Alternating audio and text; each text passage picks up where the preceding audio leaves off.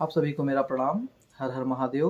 कैसे हैं आप सब? उम्मीद है कि आप सब अच्छे होंगे, स्वस्थ होंगे और मस्त होंगे, और ऐसे ही स्वस्थ और मस्त रहें और महादेव की कृपा आप सब पर बनी रहे। और इसी के साथ हम उपस्थित हैं आज अपनी दूसरी वीडियो के साथ, जिसमें चर्चा का विषय है एनपीसीआई और डीबीटी, जो कि आजकल बहुत चर्चा में है, खासतौर से विद्यार्थी वर्ग में।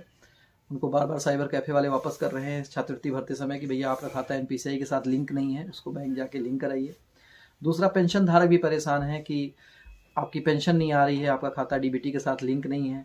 तीसरा, आजकल आवास के पैसे भी आ रहे हैं, तो आवास वाले भी परेशान है कि भैया आपका खाता डीबीटी के साथ लिंक नहीं, आपको इसलिए आपका पैसा खाते में नहीं आ रहा है। तो क्या है ये डीबीटी, एनपीसीआई क्या है, एईपीएस क्या है? इसमें सबसे बड़ी बात तो ध्यान देने वाली ये है कि जैसे आपके पास सपोज 4-5 खाते हैं या 2-3 खाते आपने खुलवा रखे हैं, तो सभी खातों के साथ डीबीटी लिंक नहीं हो सकता। डीबीटी लिंक किसी एक खाते के साथ ही होगा।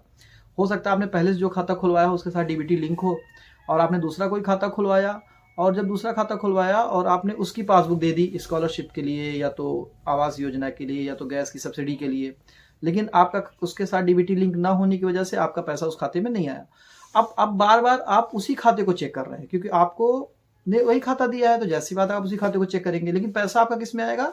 जिस खाते के साथ आपका डीबीटी लिंक है। तो सबसे पहले ये जानने की जरूरत है कि डीबीटी हमारा किस खाते के साथ लिंक है। अगर आप उसको एक बार जान जाएंगे कि डीबीटी हमारा किस खाते के साथ लिंक है, तो आपको हर बार हर जगह सरकारी पैसे लेने के लिए उसी खाते को आपको देना है और उसी खाते में आपका पैसे आएंगे। और अगर आप दूसरे खाते में अपना पैसा चाहते हैं, तो आपको उस खाते से डीबीटी अपना डीलिंक करना होगा और दूसरे खाते के साथ डीबीटी आपको लिंक करना होगा। लेकिन मैं पर्सनली आपको राय दूं, तो अगर आपका खाता किसी आपका आधार कार्ड लिंक है किसी खाते के साथ, डीबीटी आपका लिंक है किसी खाते के साथ, तो आप उसको चेंज ना करें। चेंज करने में दिक्कतें ज़्यादा आती हैं। पहले से ही लिंक है, खाता अगर एक्टिवेट है, तो आप ट्रांजेक्शन उसी खाते के साथ करें, ये ज़्यादा अच्छा रहेगा। तो सबसे पहले हम जानेंगे कि अपने खाते की डीबीटी कैसे चेक करें, कैसे हमारा खाता किसके साथ लिंक है, किसके साथ नहीं लिंक है। बाकी बातें फिर उसके बाद करेंगे। तो आइए स्क्रीन पर चलते हैं और सबसे पहले हम ये देखते हैं कि हमारा खाता डीबीटी के साथ लिंक है कि नहीं लिंक है। धन्यवाद। तो आइए अब हम स्क्रीन पर चलते हैं और आपको बताते हैं कि कैसे आप अपना खाते में चेक करेंगे कि आपका खाता किसके साथ डीबीटी के साथ लिंक है, कौन सा खाता आपका। उसके लिए हम सबसे पहले गूगल पर जाएंगे, वहाँ एनपीसीआई टाइप कर लेंगे। एनपीसीआई ऑफिशियल वेबसाइट पर जाएंगे, इस तरह से टाइप कर लेंगे गूगल पर। देखिए सबसे पहले जो खुल करके आएगा npci.org.in, ये एनपीसीआई की ऑफिशियल वेबसाइट है। इस पर आप उसको ओपन करेंगे। ओपन करने के बाद इस तरह से कुछ इंटरफेस दिखता है आपके मोबाइल पर। थोड़ा सा ऊपर जाएंगे और देखिए रुपये के नीचे लिखा है कंज्यूमर। कंज्यूमर के आगे प्लस का निशान है, इस प्लस के निशान पर हम क्लिक करेंगे। क्लिक करने के बाद सबसे नीचे देखिए लिखा है भारत आधार सीडिंग इनेबल, इसमें हम क्लिक करेंगे। क्लिक करने के बाद इसको ओपन कर लेंगे। भारत आधार सीडिंग इनेबल में इस पे देखिए हो गया, इंटरफेस हो गया। यहाँ पे अपना आपको आधार नंबर डालना है। आधार नंबर आपका मोबाइल से लिंक होना चाहिए, इस बात का आप पूरा ध्यान रखिए। आधार नंबर इंटर करेंगे। आधार नंबर इंटर हो चुका है, कैप्चा डालेंगे। कैप्चा डाल चुके हैं, स्टेटस चेक करते हैं, देखते हैं क्या बताता है। ओह शिट, आधार नंबर गलत हो गया है, सॉरी। आधार नंबर फिर से इंसर्ट करेंगे, कैप्चा एंटर करेंगे। सिक्योरिटी रीजन से इसको ब्लर कर दिया जाता है, आधार नंबर वगैरह शो नहीं होना चाहिए। आप भी कहीं डालिए तो ज़रूर ब्लर कर दीजिए, उसको दिखना नहीं चाहिए उसमें। डाल करके स्टेटस चलिए चेक करते हैं। चेक कर दिया। ओटीपी आएगी, ओटीपी आपके लिंक जो नंबर है आपका आधार के साथ उसी पे आनी है। तो याद रखिए कि आपका आधार मोबाइल के साथ लिंक होना चाहिए। ओटीपी हमारी आ रही है, 7 मिनट का समय आपके पास है, इसके बाद सेशन एक्सपायर हो जाएगा। उस पर लिख के देखिए ऊपर आ रहा है ओटीपी आ गई है। ओटीपी इंटर करेंगे, सबमिट करेंगे और देखिए आपके पास एक स्क्रीन खुल करके आ गई। इसमें लिखा है आधार नंबर मेरा शो हो रहा है, लास्ट का डिजिट। मैपिंग स्टेटस हमारा एक्टिव दिखा रहा है।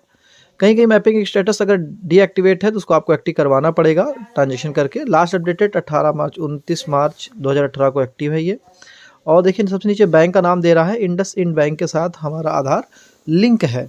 तो मेरा जो भी पैसा होगा वो हमारा सिर्फ इंडसइंड बैंक में ही जाएगा और किसी बैंक में नहीं जाएगा, क्योंकि हमारा डीबीटी आधार जो है वो इंडसइंड बैंक के साथ लिंक है। तो आप भी अपना इसी तरह चेक कर सकते हैं कि आपका पैसा किस खाते में जा रहा है। नमस्कार। तो उम्मीद है कि आप सबको समझ में आ गया होगा कि कैसे आप अपने से चेक करेंगे कि आपका खाता डीबीटी के साथ लिंक है या नहीं लिंक है। आप एनपीसीआई की साइट पर जाकर के, जैसे कि मैंने बताया आपको पूरे प्रोसेस में, आधार कार्ड में मोबाइल नंबर आपका लिंक होना चाहिए, बिना लिंक हुए उसमें OTP नहीं आएगी तो आप नहीं पता कर पाएंगे।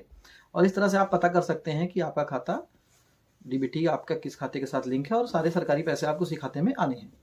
अब चर्चा ये है कि आपका कोई खाता बंद हो गया है या आप किसी दूसरे खाते के साथ DBT लिंक करना चाहते हैं, तो सीधा सा तरीका मैं बताऊं कि आप बैंक जाइए, आपको जिस भी खाते के साथ अपना DBT लिंक करना है संबंधित शाखा में जाइए और वहां पे जाकर रिक्वेस्ट फॉर्म दीजिए कि भैया हमारा खाता DBT के साथ लिंक कर दीजिए, तो वो हो जाएगा। ऑनलाइन सभी बैंकों के DBT लिंक करने के लिए ऑप्शन नहीं ओपन है, खासतौर पे जो 3-4 बड़ी बैंक हैं जैसे PNB हो गया, BOB हो गया, SBI हो गया। इसके अलावा छोटे मोटे बैंक है तो उन्होंने दे रखा है ऑप्शन, लेकिन बहुत ज़्यादा बैंकों ने ऑप्शन नहीं दे रखा है। तो सीधी सी बात यही है कि आप शाखा जाएंगे तो शाखा में आसानी से DBT आपका लिंक है। और मैं फिर वही बात कहूँगा कि अगर आपका ऑलरेडी किसी खाते के साथ DBT आपका लिंक है तो आप कृपया उसको उसी के साथ लिंक रहने दें और अपना सरकारी पैसा उसी खाते में लेते रहें और आराम से ट्रांजेक्शन करते रहें। उसको छेड़ने की जरूरत आपको नहीं है, ये आपके लिए ज़्यादा सुविधाजनक होगा। और इसी कड़ी में अब हम 2-3 बातों की चर्चा करेंगे। जैसे कि कभी कभी आप क्या है शाखा पे जाते हैं और बैंक वाले बोलते हैं भैया आपका खाता DBT के साथ लिंक नहीं हो सकता। तो उसमें दिक्कत क्या होती है कि आपको ये चेक करने की आवश्यकता है कि आप जिस भी खाते को अपने DBT के साथ लिंक करना चाहते हैं तो अपने खाते का नाम और आधार में अपना नाम, उसकी एक स्पेलिंग वो आप चेक कर लीजिए। जैसे कि आपका नाम अभिषेक है तो खाते में अगर ABHISHEK लिखा है तो आधार कार्ड में भी ABHISHEK लिखा होना चाहिए। अगर गलती से खाते में ABHI की जगह डबल E लिखा हुआ है और आधार में ABHI लिखा हुआ है, सपोज आपका नाम सोनी है SONI और आधार में लिखा है SONEE, तो ये खाता आपका DBT के साथ लिंक नहीं होगा। DBT के साथ लिंक होने के लिए ये बहुत महत्वपूर्ण है कि आपका आधार कार्ड की स्पेलिंग और आपके बैंक के पासबुक में जो आपका नाम लिखा है उसकी स्पेलिंग दोनों मैच करनी चाहिए। और कहीं कहीं तो डेट ऑफ बर्थ को भी लेकर के इशू आ रहा है कि आपने खाता खुलवाते समय जो डेट ऑफ बर्थ डाला था अगर आधार में आपने चेंज करा लिया है और डेट ऑफ बर्थ चेंज है तो भी आपका खाता DBT के साथ लिंक नहीं होगा। तो उसके लिए परेशान नहीं होना है। अगर नहीं हो रहा है तो आप दूसरा खाता खुलवा लीजिए, खुलवा करके उसमें DBT लिंक करवा लीजिए। सिंपल सा तरीका है ये, ठीक है। और पेंशन धारकों के साथ भी यही दिक्कत हो रही है, पेंशन धारकों के साथ भी नाम मिसमैच का इशू है, उसको भी सही करा ले तो आपका जो भी वृद्धा विधवा पेंशन वगैरह रुका हुआ है वो भी आना शुरू हो जाएगा KYC के बाद। नहीं आता है तो अपने नज़दीकी समाज कल्याण विभाग में चले जाएं और वहां पर अधिकारी से बात करें तो वो खुद ही बता देते हैं। अच्छा हाँ, विद्यार्थियों की अगर हम बात करें तो जो साइबर कैफे वाले बता रहे हैं कि भैया NPCI जाके लिंक कराइए, तो आप क्या करिए जहां भी आपने खाता खुलवाया है, जनधन खाता हो या जो भी हो, वहां जाके फिंगर लगा करके आप 1-2 ट्रांजेक्शन कर ले, 100-200 रुपये उसमें जमा निकासी करें 1-2 दिन में 2-3 बार करेंगे तो 24 घंटे 48 घंटे 72 घंटे में अपने आप NPCI आपका एक्टिवेट हो जाएगा, DBT एक्टिवेट हो जाएगा और वो आराम से NPCI सर्वर पर शो करने लगेगा और फिर जब वहां पे वो स्टेटस चेक करेगा तो NPCI के साथ वो ले लेगा। इसके लिए परेशान होने की आवश्यकता नहीं है। उम्मीद है कि विद्यार्थियों को भी और बाकी पेंशन धारक, गैस की सब्सिडी वालों को भी, जो भी हैं, सबको मेरी वीडियो समझ में आई होगी और इन्फॉर्मेशन अच्छी लगी होगी।